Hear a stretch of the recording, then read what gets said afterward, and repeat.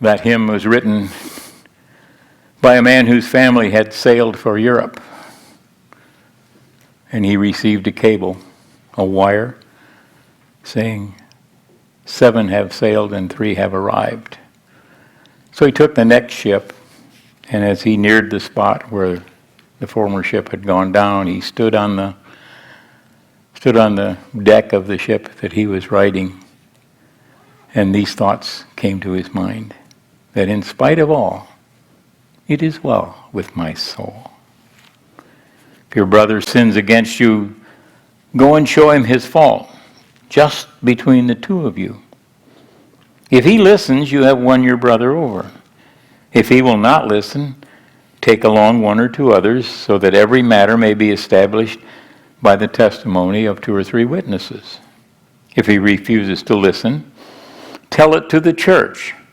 If he refuses to listen even to the church, treat him as you would a pagan or a tax collector. Verily I say this unto you, whatever you bind on earth will be bound in heaven. Whatever you loose on earth will be loosed in heaven. Again, I say this to you, if 2 of you on earth agree about anything you ask for, it will be done for you by my Father in heaven. For where 2 or 3 come together in my name, there I am with them. A word from the Lord in the house of the Lord.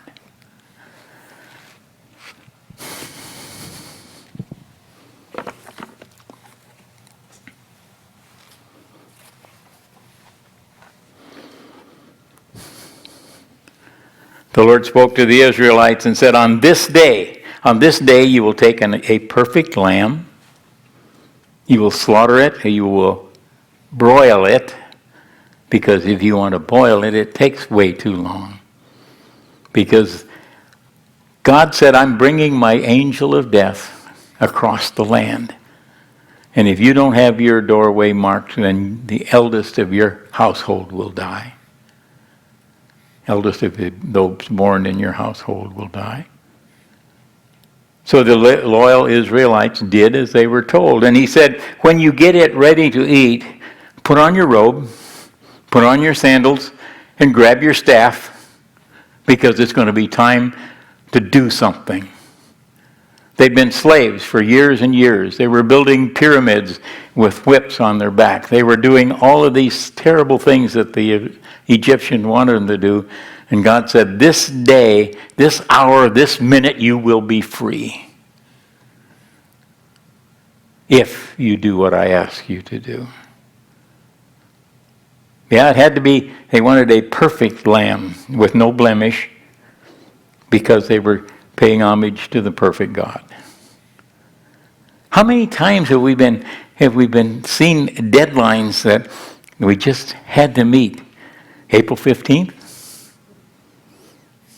That's a one that everybody meets almost every year until we get a pandemic, and then we get 30, 60, 90 more days to, but you still have to pay. You have to respond.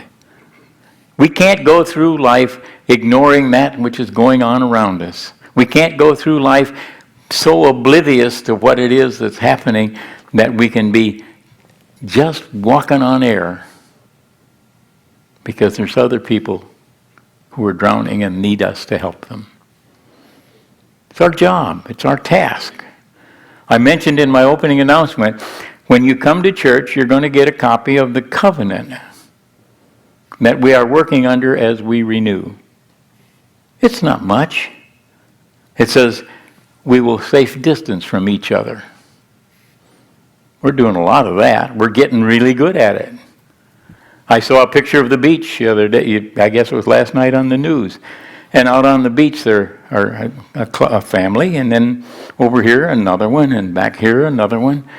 Not mobs of people, but little clusters, maintaining distance from everyone else. We can do it. We can do it. We don't want to, maybe, but we can do it.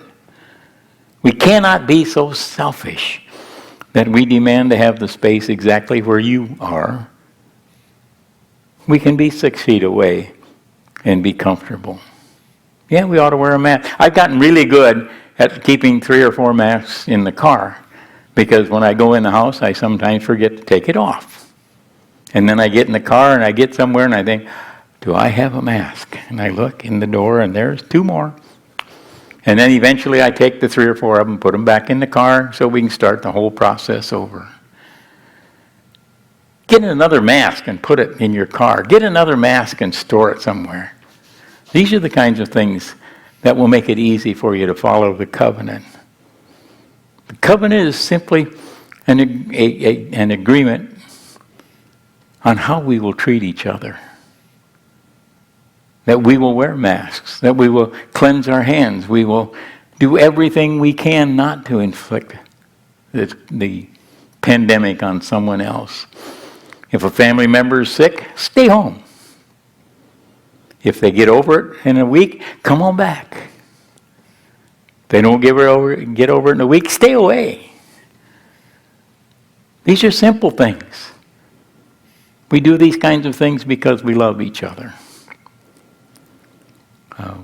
Middle of last week, Nancy and I drove to Hemet, and I did a graveside service for Knox. And I was reminded in that service that in all the years I've known Knox, I never saw him mad at anybody. I saw him unhappy with rules and regulations. I saw him unhappy with circumstance, but it was never me or you. He loved us. And if we can follow that kind of a model, then our covenant of renewal or our covenant of reopening is automatic. Just like the scripture this morning that said, hey, all of the 10 commandments, all of the things that thou shalt not do are now covered under one simple thing. Thou shalt love your neighbor as yourself. Covers them all. Because if you love your neighbor, you're not going to cheat and lie and steal and kill and all of those kinds of things. We don't need individual things. We need one rule to love each other.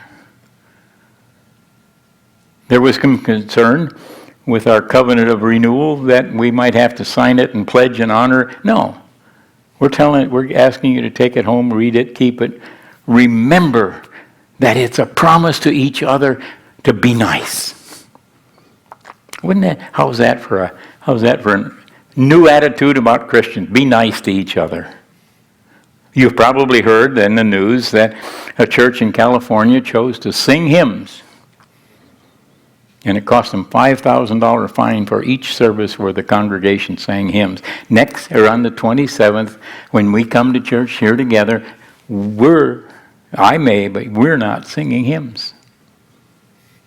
There will become a time in the not too distant future when we'll say, we can sing hymns, but leave your masks on. Or we'll say, finally, take them off. Let's hear the great songs, the great messages that are in our hymnals. No, it's an easy thing to do. It's easy to get mad about being separated. It's easy to be unpleasant about the slow process of coming back. But we have been patient with each other for 6 months, or March, April, May, June, July. It's almost 6 months. We've been patient. 2 more weeks, we can handle it. Yeah, and it's going to take you a little bit of an effort, because we need to know when we get to 50 people in the service. Because we're not allowed in Arizona to have more than that. Now, who knows what it'll be on the 27th? We may be worrying about this for nothing. But in the meantime, when it gets to that week, if you can just call Maggie and tell her which service you'd like to come to, be aware that if those 2 services fill, we will add a 3rd service at 9:30. But not unless we get those 2 full. I'm not doing 3 if I can help it. But I want to see you, so I'll do 3. Yeah, cooperation. God said, if you do this, I will save you. And he says that to us every day. If you'll be nice to people, if you will love people, I will save you. He doesn't need a written covenant. We really don't either. But it was required that I submit one before we can reopen. And it's a good idea to stop and take a look. And it simply says, we'll be kind to each other. We will care for each other. I mean, it's a whole page, but that's what it says. What a Christian attitude we better have if we can just read those words and live up to them. If you don't even have to read them, if you can just live up to the one commandment, the one that covers it all. If you will love your neighbor as yourself, you won't put them in danger. You won't put yourself in danger. You won't do the kinds of things that people who don't care wind up doing. And if you need to stay home, stay home. We will continue to stream the 8:30 service. So if you're at home and you're going to stay at home, no problem. You can still look me in the eye and love one another as you love yourself. And that's what makes it hard to do. Because there are way too many days when loving myself is a task that is almost beyond my capability. Loving myself gets out there where I've got to forgive myself. And that's hard. But if you can't forgive yourself, if you can't forget the things that you've done wrong, how can you open yourself up to a Christ who gave himself up totally, absolutely, for everyone? All of the political correctness and all of that kind of stuff, he never even knew it occurred. Because his forgiveness, his salvation, is for everyone. Because he loved us. He asks us to love us. And love yourself first. Now you know exactly how unlovable you are. And you know how often you need to be forgiven. But do it. He already has. So if you're carrying around guilt and failure to forgive yourself, you're wasting a lot of time and a lot of effort. Because the one important commandment that he gave to wipe out the rest of them is so easy to do if you can love yourself first. Impossible if you can't. Yeah, the other commandment that is greater even than that one is that you will love the Lord your God with all of your being, all of yourself, and have no other gods before him. And then you will love your neighbor as you love yourself. Work on that one. To love yourself, you have to forgive yourself. And not only do you have to forgive yourself, you got to forget the stuff that you forgive yourself for. Now, I'm telling you, that's not an easy task. And there are days I just can't quite get it done. But most of the time,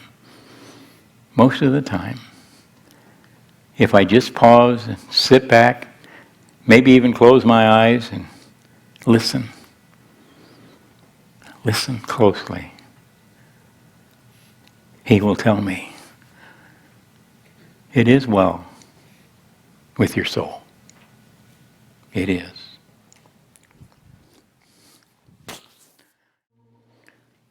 God said, do this and I will pass over you with the angel of death. Jesus said, do this and I will love you through eternity.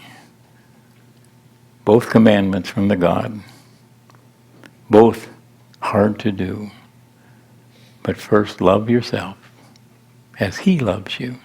He gave you life eternal, free. His gift. Take it. Amen.